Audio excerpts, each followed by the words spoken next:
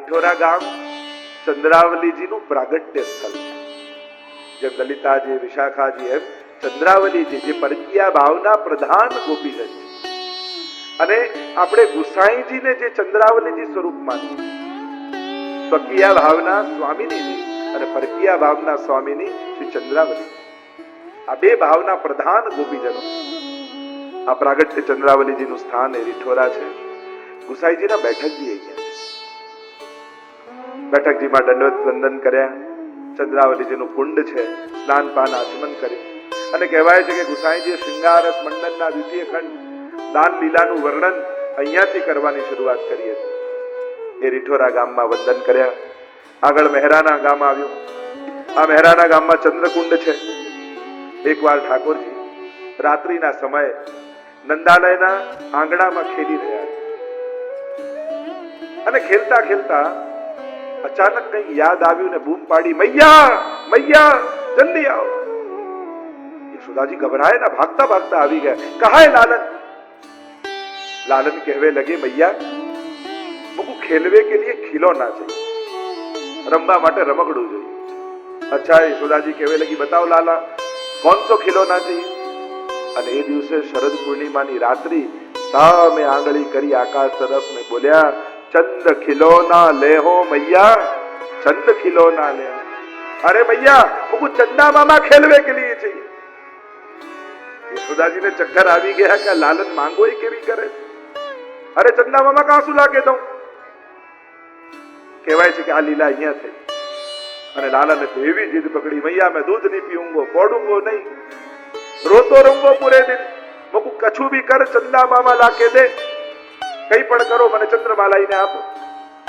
યશોદાજી મનાવે, અરે લાલન ચંદ્રમા આકાશ में है, मैं कहां से लाके दूं? नहीं, कछु भी करो लाके दो. એટલામાં રોહિણીજી આવી. રડતા લાલનને જોયા, પૂછ્યું, યશોદાજી લાલન રડે છે કેમ આજે? અરે કેવી જીદ પકડી છે, કે છે કે ચંદ્રમા મને લાઈને રમવા આપો. ઓય ચંદ્રમામાં ક્યાંથી લાવું? રોહિણીજી કે ચિંતા ન કરો, હું લાવી આપીશ.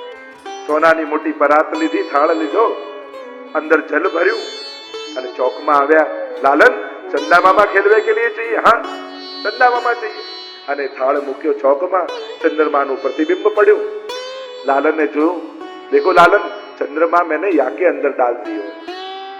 चंद्रमा છે ને મેં આની અંદર નાખી દીધો છે. હવે તારામાં હિંમત હોય તો પકડ ચંદ્રમા. લાલને કહ્યું, અભી પકડ લઉંગો ચંદા મામા को. અને જ્યાં ચંદ્રમાનો પ્રકાશ પ્રતિબિંબ દેખાયું પાણીમાં, આમ પકડવા જાય તો ચંદ્રમા આમ સરકી જાય, આમ પકડવા જાય તો ચંદ્રમા આમ સરકી જાય, આમ પકડવા જાય તો આમ જતું રહે. અને આમ કરતા કરતા કરતા ચંદ્રમા તો હાથમાં ના આવ્યો, પણ લાલન થાકી ગયા. લાલન થાકી ગયા. રાત્રિનો સમય અને આંખમાં નિંદ્રા ભરાઈ. કહેવા લગે, મૈયા મુझको दूध पिला के પોઢાઈ દે પલ્લા. અને યશોદાજી લાલનને પોઢાવી દીધા.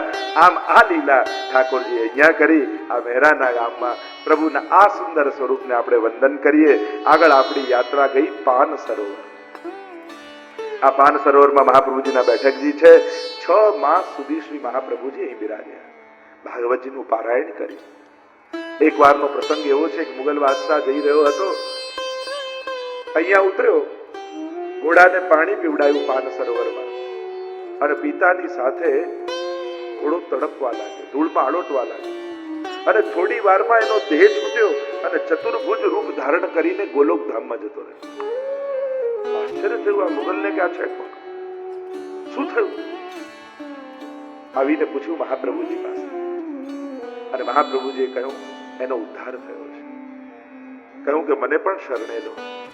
કહ્યું કે આ જન્મમાં તારો સ્વીકાર નહીં થાય, આવતા જન્મમાં અમારા પુત્ર તને શરણે લે. કહેવાય છે કે એ જ દ્વારિકામાં ચમાર બનીને જન્મ લીધો. ગુસાઈજી દ્વારિકા પધાર્યા છે. દ્રષ્ટિ પડી ગુસાઈજી ઉપર, પૂર્ણ પુરુષોત્તમ સ્વરૂપના દર્શન થયા. શરણે આવ્યો કે મને આપનો સેવક કરો. ગુસાઈજીએ કહ્યું કે તને શરણે તો લઈએ, પણ એક શરતે, તું સંકલ્પ કર આજથી કે આજ પછી ક્યારેય કોઈ જીવ હિંસા તું નહીં કરે. સંકલ્પ કર્યો છે, શરણે લીધો. અને શરણે લીધો ને એવી બુદ્ધિ નિર્મલ બની ગઈ કે આ સાધારણ જીવ હિંસા કરનારો સાધારણ વ્યક્તિ બ્રાહ્મણો જેવું જીવન જીવવા લાગ્યો. આદર્શ જીવન, આચાર વિચાર સાથે જીવન જીવે. ગામમાં રહેનારા બ્રાહ્મણોને ઈર્ષા થઈ કે આ છે ચમાર ને બ્રાહ્મણની જેમ રહે છે. રાજાને જઈને ફરિયાદ કરી કે આને કંઈક સમજાવો, આની હદમાં રહે. બ્રાહ્મણો તર્ક વિતર્કો આપતા કહેવા લાગ્યા રાજાને કે દૂધમાંથી છાશ થાય પણ છાશમાંથી પાછું દૂધ ન બની શકે. એ બ્રાહ્મણની જેમ કેમ રહી શકે? રાજાએ બોલાવ્યો ચમાર અને ઉભો કર્યો સામે. આ ગામના બ્રાહ્મણો શું કહે છે? બ્રાહ્મણો એમ કહે છે કે દૂધમાંથી છાશ થાય પણ છાશનું પાછું દૂધ ન બને. બ્રાહ્મણો કદાચ આ રીતે રહી શકે પણ આ સાધારણ શુદ્ર વ્યક્તિ બ્રાહ્મણની જેમ કેમ રહી શકે? પેલા સાધારણ શુદ્ર વૈષ્ણવે કહ્યું, જો ગુરુની કૃપા થાય ને તો પાછી છાશમાંથી દૂધે થાય. અરે આવું કેમ સંભવે? તમને પ્રમાણ કરીને આપો. છાશનો લોટો મંગાવ્યો અને હાથમાં લીધો. એ લોટો ચમાર વૈષ્ણવે મનમાં વિનંતી કરે છે કે જો આપે, હે ગુસાઈજી પ્રભુ ચરણ, હે ગુરુદેવ, જો મારો સાચા અર્થમાં આપે પ્રભુ સાથે સંબંધ કરાવ્યો હોય તો આજે આ રાજાને પ્રમાણ આપી દો. અને લોટો આપ્યો રાજાને અને જ્યાં રાજાએ ઘૂંટડો ભર્યો અમૃત જેવું મીઠું દૂધ બની ગયું છાશ. અને પ્રમાણ કરીને આપ્યો કે જેને શ્રી વિઠ્ઠલનાથ વિચારે રે તેને પ્રગટ પદાર્થ ચારે રે. જેના પર ગુરુની કૃપા થાય એના માટે કાંઈ અસંભવ. અને એવું પ્રમાણ કરીને એવું સ્વીકૃત કર્યું. એવું આ જીવનો ઉદ્ધાર અહીંયા થયો છે. આ પાન સરોવર કહેવાય છે કે ઉદ્ધવજી 6 માસ સુધી અહીં રહ્યા છે. મહાપ્રભુજી સાથે એમનો સત્સંગ થયો છે. એવું દિવ્ય સ્થાન આ પાન સરોવર છે. કહેવાય છે કે પ્રભુએ અહીંયાથી પાન કર્યું. કહેવાય કે આ સ્વામીજીએ જલનું પાન કર્યું. આ પ્રભુના અમૃત રૂપ આ પાન સરોવર છે. એટલે જ્યારે પણ યાત્રા અહીંયાથી પસાર થાય ત્યારે અહીંયા પાન, સ્નાન અને આચમન કરવામાં આવે. યાત્રાનું એવું વિધાન હોય છે પ્રત્યેક કુંડમાં. અને મને એમ થાય કે જ્યાં જ્યાં જે લીલાઓ થઈ, જ્યાં જ્યાં જે ગોપીજનો થયા, એ ગોપીજનો નામના કુંડો ત્યાં બન્યા. વિચાર કરો, આપણા પૂર્વજો અને આપણા આચાર્યોની વિચારધારા જુઓ.